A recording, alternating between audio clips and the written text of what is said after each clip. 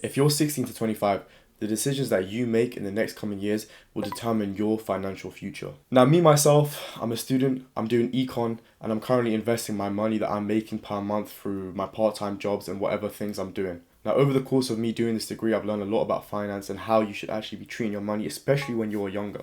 I've learned a lot of things, and in this video, I'm going to be talking about 5 different concepts that you need to familiarize yourself with if you want to become financially literate in the future. Now, concept 1, one of the biggest things is lifestyle inflation. Now, this is simply when you earn more, you tend to spend more. Someone making £60,000 per year can literally have less savings and less money than someone making £30,000 per year. And this all comes down to their lifestyle. The whole mentality with lifestyle inflation is that when you tend to earn more, you believe you deserve more. So alongside your earning, if it increases, you'll start spending more on different things. Now, a good example is, let's say you get a pay rise from 30k to 35k. Maybe now you're going to go to a more expensive gym.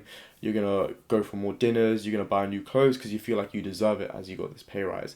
But that's quite counterintuitive if you think about it. You've got this bonus, 30k to 35k, but now you're spending more than the 5k. So realistically, you're putting yourself in a position below from where you were originally. Now, in the grand scheme of things, what comes in and comes out doesn't really matter. What matters is your results at the end. Therefore, if you're making 100k per year, but you're spending £98,000 per year, then in the end of 10 years, you're going to have 20k left, saved up. Yeah, you may have a good lifestyle, but if you don't save properly, you're forcing yourself to continuously work because you have no savings, you have no money you can rely on, you have no investments that can make you your own income. So a big lesson to learn is, if you do get a new job, if you do get a pay rise, try and keep your living standards to the similar level that you were previously. And this is how you can build that financial gap between your income and the lifestyle expenses that you have. If you can make this gap as large as possible, and then the rest of the money you can save or invest, then in your future you won't have to work anymore. This applies for people who don't want to be working forever, who want to retire eventually, and who want their money to actually work for them.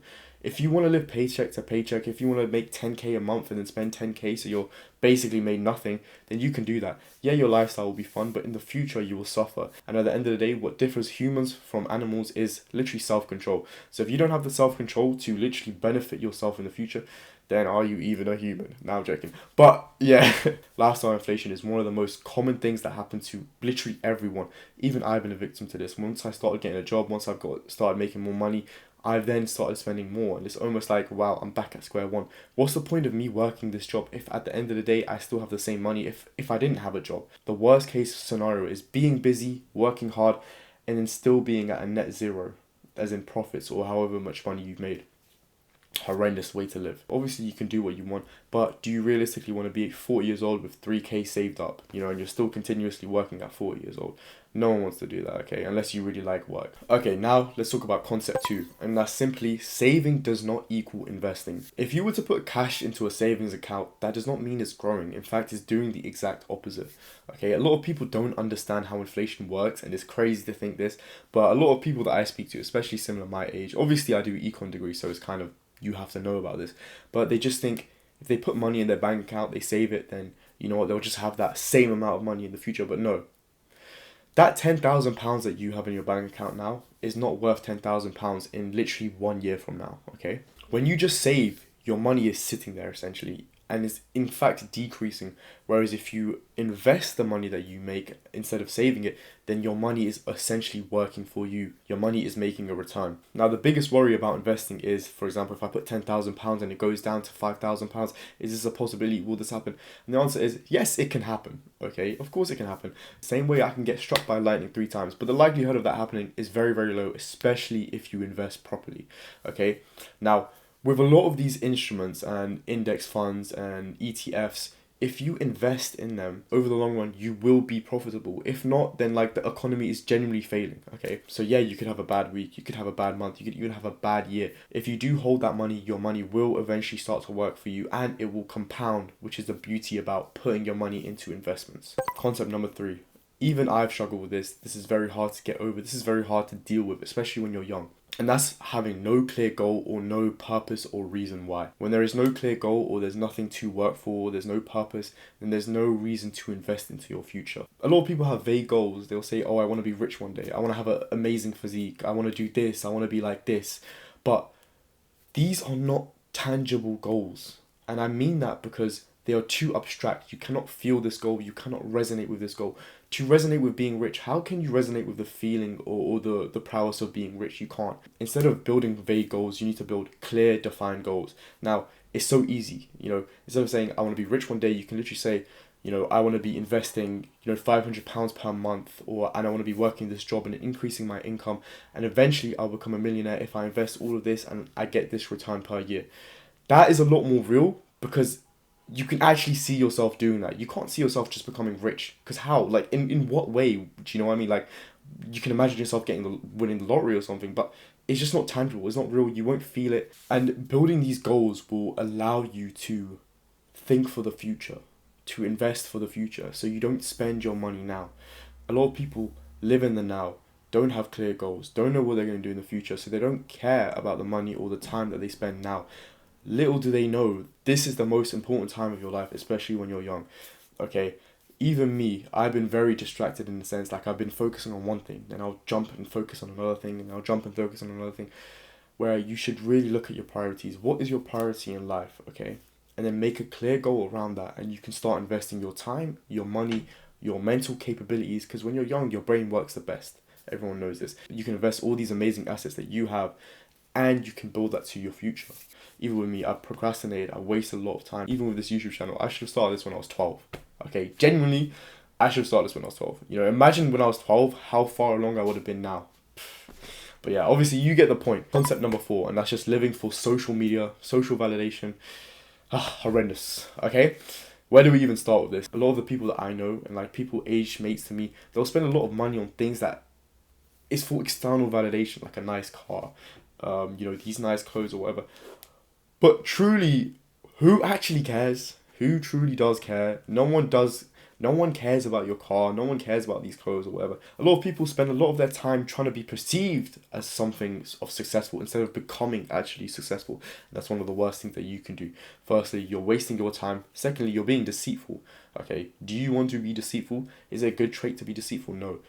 So instead of trying to pretend to be something you're not, trying to, rent out this nice car or trying to buy this car that you can't even afford, that you're financing, why don't you just try and become successful so you can buy these things and actually be the person who owns these things? I understand nowadays social media makes it so your perception is almost as valuable as what you actually are. At the end of the day, this is your life. You have to have some sort of pride and ego and almost narcissism to say, I don't care what anyone thinks. At the end of the day, I'm going to do what I want and whatever serves me. Instead of trying to look good for these other people around you, trying to dress in these expensive Louis Vuitton, Gucci, blah, blah, blah. Do what you want. Don't care how you're perceived if it's authentically you. That's what I will say. Don't try and impress people with a car or whatever. I mean, you can do what you want, whatever, but at the end of the day, you, when you're older, will understand that no one really matters to you except from the people who are close around you, and they accept who you are authentically. And if they don't, then you're lying to them, and they are lying to you. Concept number 5. Now, this is not necessarily your fault, but it's the financial literacy gap. Now, this is literally the fault of the government and the educational systems around you who do not teach you financial literacy. They don't teach you about credit or interest or investing or anything like this. They kind of just let you set off and do whatever you want. And why do they do that? Because they want you to work a job for as long as possible. The whole world relies on workers, okay? If the government taught you how to become rich and how to save and how to invest and how to not essentially work, then there'll be no more employees left, okay? They are almost purposefully misguiding you, miseducating you, so you can stay a worker for as long as possible. Now, that is obviously a controversial take, but you just have to think about it logically. And there's not anything bad that they've done. It's more so that they just don't see a need to educate you on this. Just because the government doesn't teach you doesn't mean that you shouldn't take it into your own hands and teach yourself. So that's why it's very important to become financially literate, because at the end of the day, as unfortunate as it is, money does rule the world. Money rules your time. Money rules your freedom. Money rules your happiness, okay? A lot of people say money doesn't buy happiness. Yeah, it doesn't buy happiness, but it buys you your time. It buys you your freedom. And with those time and freedom, you can do what makes you happy.